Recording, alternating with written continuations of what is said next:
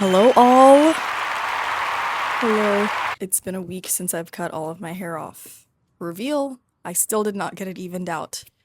Maybe that will happen soon. I just don't know how soon. But I'm still kind of getting used to it. I got called sir once yesterday, so haven't been feeling the greatest, but you know, hey, I'm just rebelling against social norms. That's all I can really say. I just don't think I look like a sir though, but I mean, hey, I didn't think hair made somebody look like a girl. You can literally have a whole stash. You can have a stash, you can have a beard, and still have long hair and not look like a woman. So I'm kind of confused on that part there. But, didn't think I'd be stripping the rest of my femininity away. I don't know if you can hear my dog.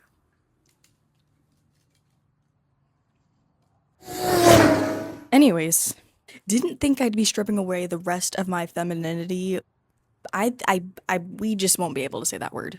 We won't be able to say that word today. Femininity just by cutting all of my hair off. I'm not even shaved. I don't even have a bald head. I don't know. I don't think, like, I'm wearing makeup, nails are painted, fucking legs are shaved. Like, come on.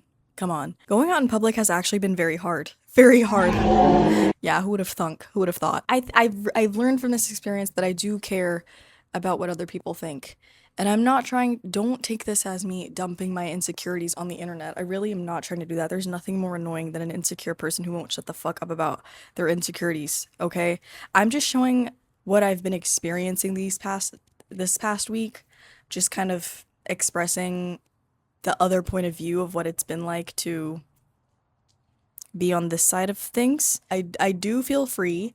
My hair definitely feels and looks a lot healthier, obviously, but like, you see what I'm trying to say. I had a different video planned, which will be the next video, but I've kind of been busy and I still wanted to put out a video, so this is just gonna be a filler video.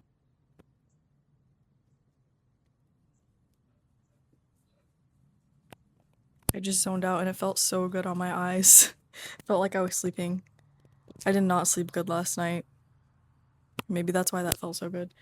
I couldn't sleep. Stop eating the bug. Stop. But basically, this experience has taught me that how you view yourself at the end of the day is all that matters. If you don't think you need hair to feel confident in yourself, then you don't.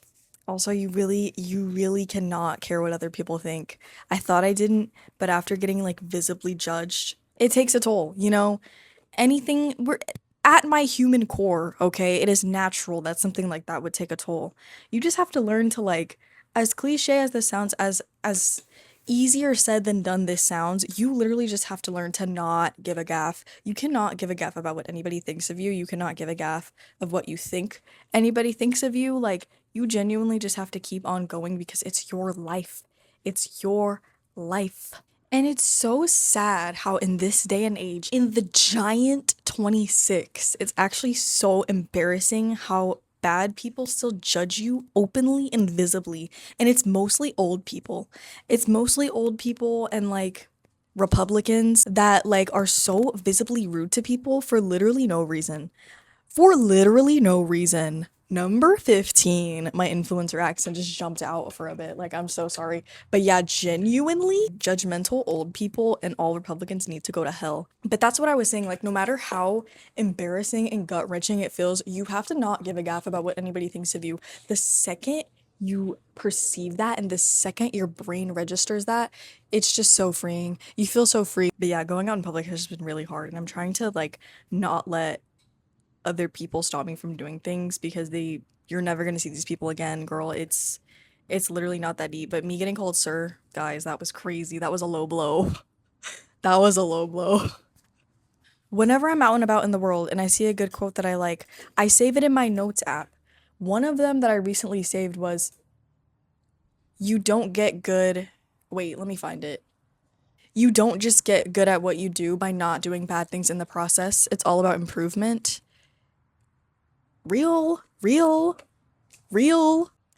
And like, it's so obvious, but it needed to be said. It needed to be said, but it's so obvious. I think my YouTube description is like, our fingerprints don't fade in the lives we touch. Is that true for everybody or just poetic bullshit? And I actually got that quote from Robert Pattinson from the movie Remember Me. No, guys, I haven't actually watched the full movie, but I got a few minutes in and I heard him say that quote and I was like, why is he spitting? Why is he spitting right now? So I saved it in my notes app and I was like, I'm gonna save that for the drafts. I'm gonna save that for later. So back to the topic of old people and Republicans. I think if we had just like a draft, let's go ahead and target the old people since they want to run for office. We can go ahead and throw them on the battlefront first too. Also, let's go ahead and put every Republican on that battlefield. Let's go ahead and just put them in the forefront. They can fight for us. Men with maid costumes. Men that wear maid costumes openly. Let's go ahead and throw them in there too. Guys, should I get another piercing? Oh my god, then I literally cannot, because they're literally together right now, like they're literally thinking, like they're literally dating, like they're looking for, like they're literally cannot believe this, oh my god, I'm literally gonna freak out right now, and I'm literally gonna cry forever, oh my god. I'm thinking about getting something on my ears because my hair is so short now and like you can actually see my ears. But I just hate healing piercings. I hate when piercings have to heal. I just hate it. But I'm thinking I need to get something up here. That would just be so cool. The emotional pain from my eyebrow piercing rejecting felt worse than appendicitis. I'm not even kidding. Look at this. It is still there. It is still there. What do I do? What do I do? Any advice? What do we do? Can we talk about the Euphoria season finale? Trigger warning, spoiler alert. Okay, Nate dying needed to happen. I'm so sorry. Ever since season 1, after him choking Maddie, I was like, okay, like Nate has been on my #1 characters I want to die list since like 2019. I'm not even kidding. I don't see why people felt bad for him. He genuinely was the worst. It was up there with Bryce from 13 Reasons Why. It was up there with that one guy. That guy, his actor was like getting death threats because of how good he played that role and how evil he was. I am still scared of Bryce Walker. I am still scared of him. But yeah, Nate was kind of giving Bryce, but like less like sexual offender-y, or just like gay.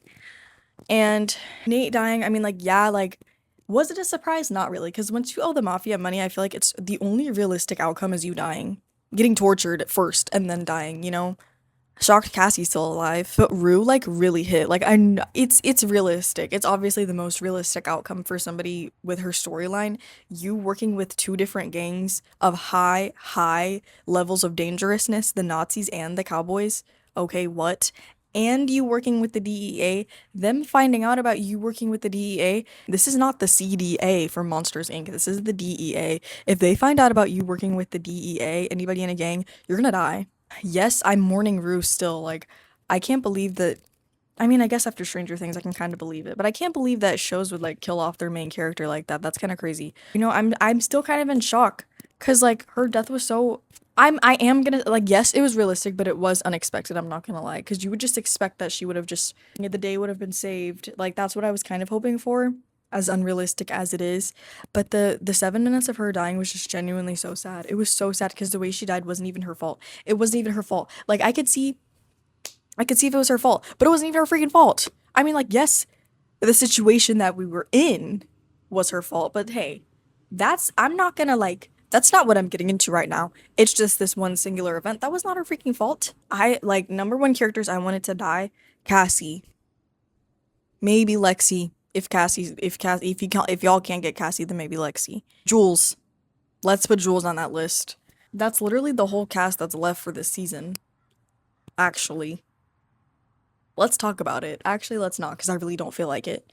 Guys, oh my god, somebody should send me podcast equipment. Like, somebody should send me podcast equipment so I can start a podcast, because I really like talking about absolutely nothing. Maybe we should put that in the works. I don't know. I will see you all next Friday. Thank you so much for watching. Bye.